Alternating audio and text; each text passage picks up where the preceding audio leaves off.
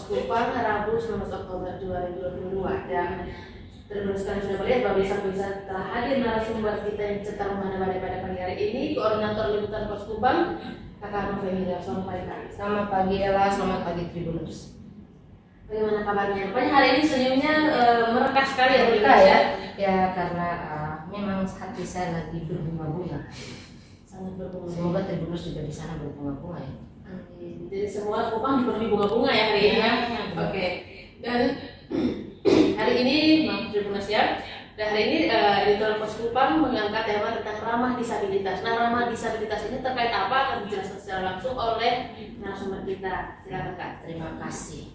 Kalau kita bilang ramah disabilitas ini kayak kalimatnya sejuk ya, ramah disabilitas. Tapi kali ini kita angkat editorial hari ini ramah disabilitas ada kaitannya bukan dengan persoalan hukum kali ini, tapi dengan persoalan pemilu. Kita tahu Ella bahwa pemilu akan berlangsung berapa tahun lagi nih? 2 tahun ya, 2024. Tapi itu bukan waktu yang lama loh ya. Tutup mata, buka mata, tutup mata, tutup mata, buka mata. Tiba-tiba sudah 2024 untuk pemilu. Ella sudah punya calon belum? Calon apa dulu nih? Sepertinya pertanyaannya sangat umum ya. Jelas pasti calon untuk dipilih untuk dalam pemilu ya. Oke, itu si calon ada sih ya, tetapi disimpan dulu dalam hati ya. Kita kan masih menimbang-nimbang ya.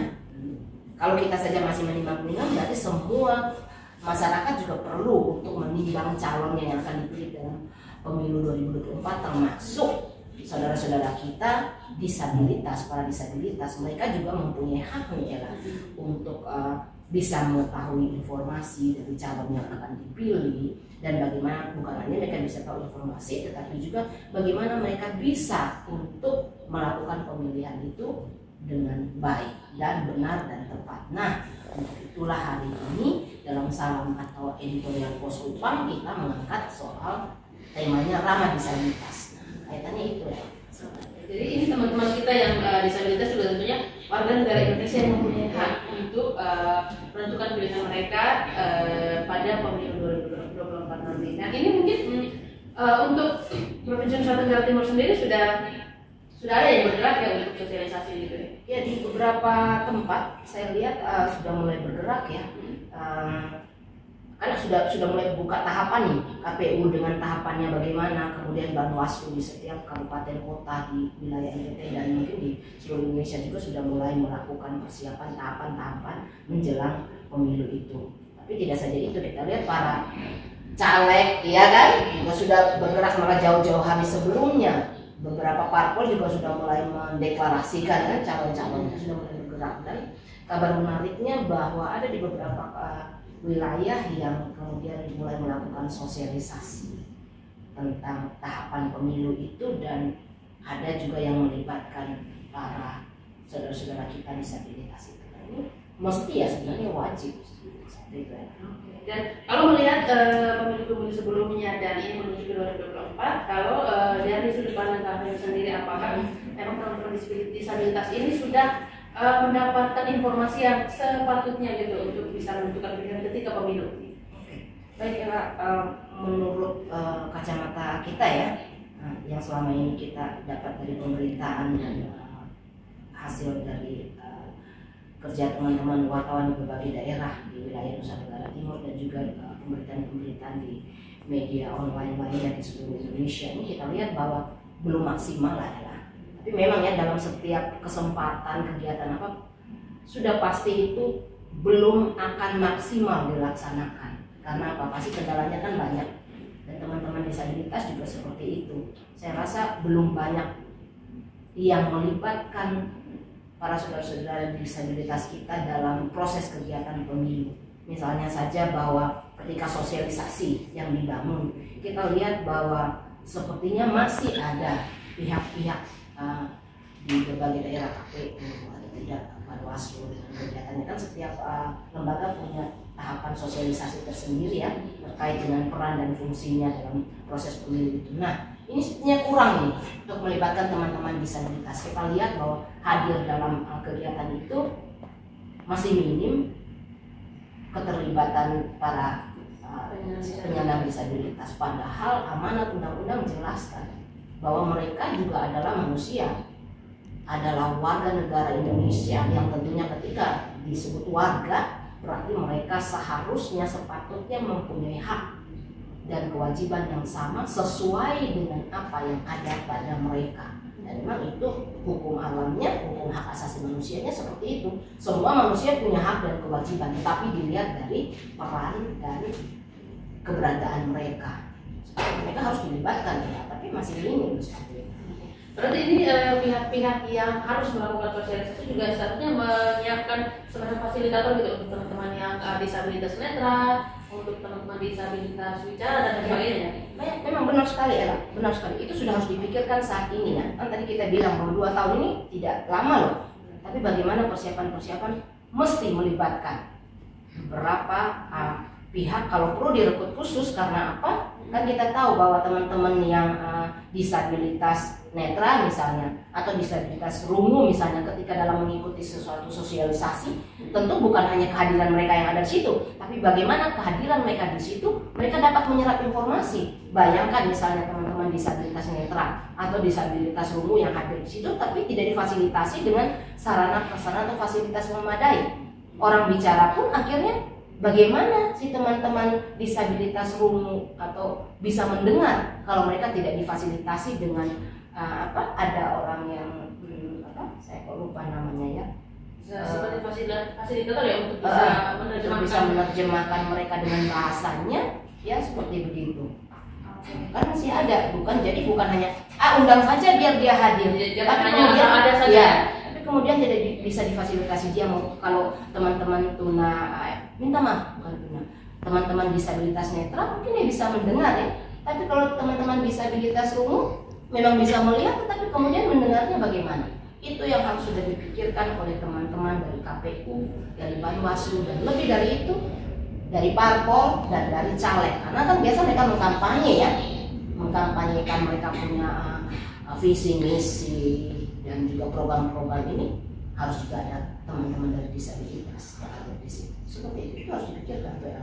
Dan bukan hanya KPU dan sebagainya, seperti yang Kak bilang tadi bahwa calon-calon yang ingin kampanye juga harus menyediakan supaya teman-teman penyandang disabilitas ini bisa mengerti dan memahami, sehingga untuk menjatuhkan pilihan pun tidak salah gitu ya. Itu dalam prosesnya ya. Kemudian kita harus pikirkan juga pada hari H, bagaimana saudara-saudara kita yang disabilitas juga dipastikan untuk bisa datang ke TKP TPS ya. TKP TPS itu dengan selamat, sentosa, nyaman, bahagia dan sebagainya, bisa difasilitasi untuk ke sana. Kemudian bagaimana bisa masuk ke dalam bilik suara dan bisa menentukan pilihannya dengan baik dan benar. Karena opini yang berkembang di masyarakat juga masih ada tuh. Bukan hanya opini, sebenarnya mungkin ada juga kasus-kasus yang terjadi bahwa sudah datang nanti dia menentukan pilihan tapi sebenarnya bukan dari dirinya, diarahkan pilihannya. Itu kan juga tidak benar seperti itu. Jadi bagaimana juga Bawaslu bisa melihat hal itu ya, bagaimana untuk memberikan hak untuk memilih dari teman-teman disabilitas, sehingga hak itu memang dipergunakan dengan baik dan memang tepat. Adalah pilihan yang bukan pilihan orang yang mengantar, bukan pilihan dari fasilitator yang mengantar itu. Itu Bawaslu punya pekerjaan di situ. Itu seperti butuh pekerjaan rumah yang baru ya untuk semua stakeholder yang terkait. Tentu itu juga pasti akan ada konsekuensi dana ya. Makanya ya memang harus dipikirkan dari sekarang, 2 tahun dipikirkan dari sekarang bahwa ada ya tenaga-tenaga fasilitator untuk bagaimana ketika dalam kampanye atau sosialisasi yang akan dibangun oleh KPU dan Bawaslu harus ada fasilitasi dan orang yang bisa menerjemahkan materi sosialisasi, materi kampanye itu dengan baik dan benar kepada saudara-saudara kita yang disabilitas. Setiap lupa ya nama orang itu. Penerjemah. Nah, ini juga jangan sampai ya, teman-teman sekalian, sudah tahun 2024 baru kita semua kelalakan untuk bisa membantu teman-teman kita yang disabilitas ini. Karena kita lihat juga para parpol dan caleg-caleg, memang ya kita lihat banyak sekali kegiatan mereka kan jelang mau pemilu 2 tahun, kasih sembako, ya kan? Ya, itu kan bagian dari strateginya, sah-sah saja ya, uangnya uang mereka juga, ya kan? Memberi kegiatan sembako, jalan sehat bersama, vaksin dan sebagainya.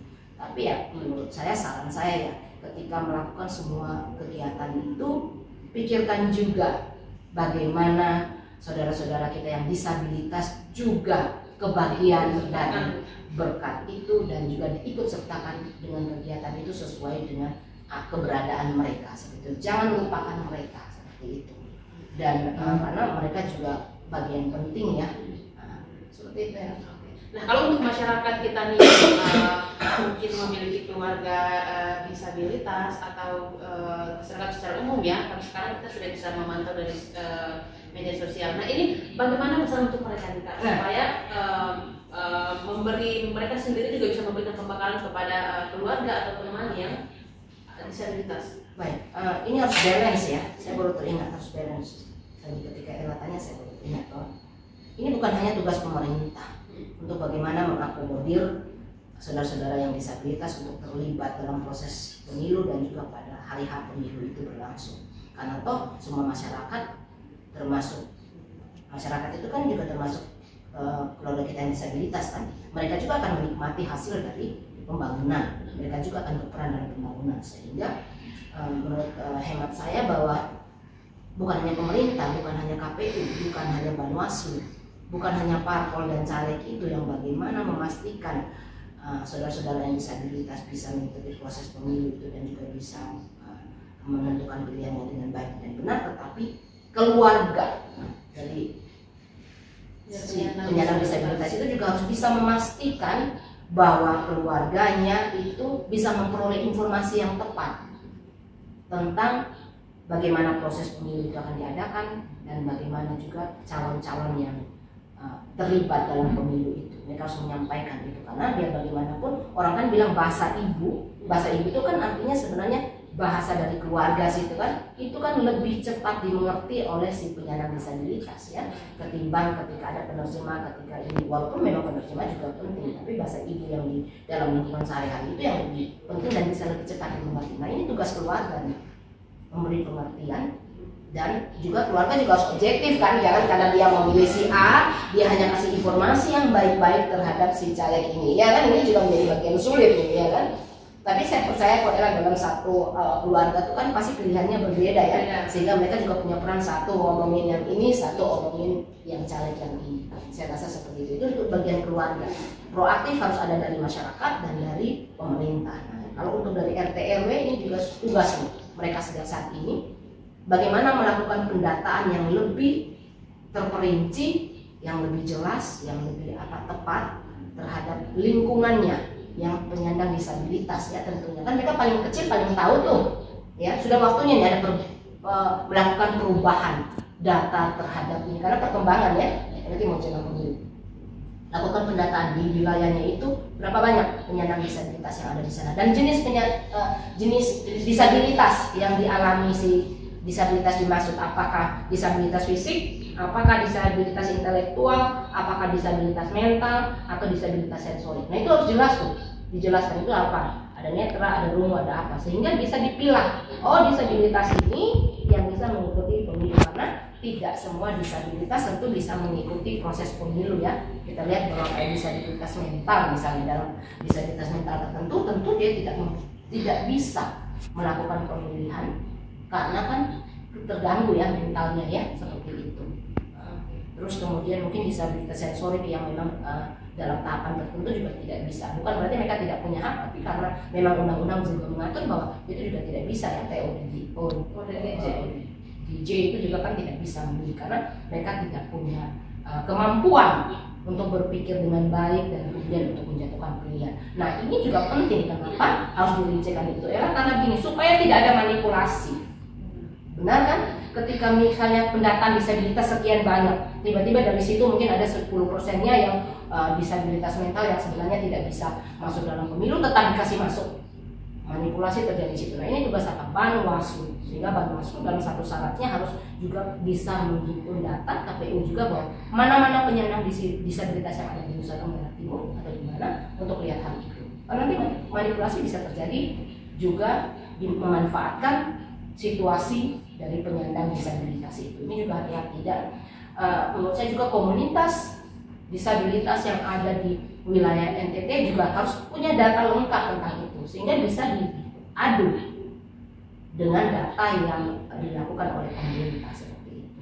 Karena namanya pemilu ya, semua punya hak, punya kewajiban yang sama, tapi jangan sampai dimanfaatkan. Kan kita lihat pemilu-pemilu kita sebelumnya, bayangkan itu orang yang sudah mati juga ada ikut daftar, namanya bisa ikut mencoblos. Itu dari mana? Apakah mereka datang mendata di kuburan? Kau namanya siapa? Umur berapa? Tiba-tiba dia begini, orang yang sudah mati. Ini yang harus menjadi catatan dari Bawaslu, KPU dan semua pihak. Seperti itu sih ya. Dan itu juga yang perlu diperhatikan ya, seperti yang tadi dijelaskan bahwa dimulai dari yang paling kecil RT RW yang bisa mendata warganya yang adalah penyandang disabilitas. Nah, kalau untuk teman-teman disabilitas sendiri ada pesan-pesan yang perlu disampaikan dalam rangka kita menyambut pemilu 2024? Ya, teman-teman disabilitas, saya mau mengatakan begini. Semua manusia di muka bumi ini punya kekurangan masing-masing. Ya, ada kekurangan, ada kelebihan. Tetapi dari kekurangan dan kelebihan itu, kita juga semua mempunyai hak dan kewajiban yang sama sesuai dengan keberadaan kita ya, sesuai dengan keberadaan, status dan apa yang ada pada kita. Sehingga ketika pemilu ini kita juga semua, artinya teman-teman disabilitas juga punya hak yang sama sebagai warga negara untuk ikut dalam pemilu 2024. Jadi pastikan diri kita ini terdata semua untuk bisa menjadi salah satu peserta pemilu, benar ya? Peserta pemilu 2024 yang punya hak untuk mencoblos calon. Jangan abstain. Walaupun orang bilang ya, kebanyakan abstain itu juga kan memilih. Saya memilih untuk abstain. Tapi mungkin saran saya jangan memilih yang itu. Jangan memilih abstain. Kita punya hak yang sama karena ya bagaimanapun kita juga akan menikmati hasil pembangunan dan lebih dari itu kita pun akan ikut menjadi sumbangsi dari pembangunan itu sendiri. Ya, teman-teman komunitas juga harus memperhatikan, kan banyak komunitas-komunitas kita di NTT ya, itu juga harus bisa memastikan bahwa anggota komunitasnya yang berhak, artinya sudah berusia 17 tahun dan mempunyai kemampuan untuk memang memilih, dia harus bisa memastikan anggota komunitasnya bisa ikut memilih dalam pemilu 2024.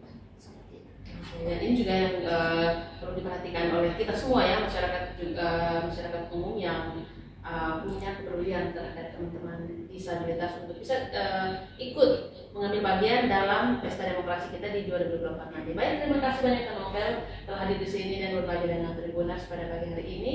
Akhir kata saya Lazurasi mengucapkan terima kasih atas perhatian Tribuners sekalian. Sampai jumpa di Kupas Editorial berikutnya. Selamat pagi dan salam sehat. Salam.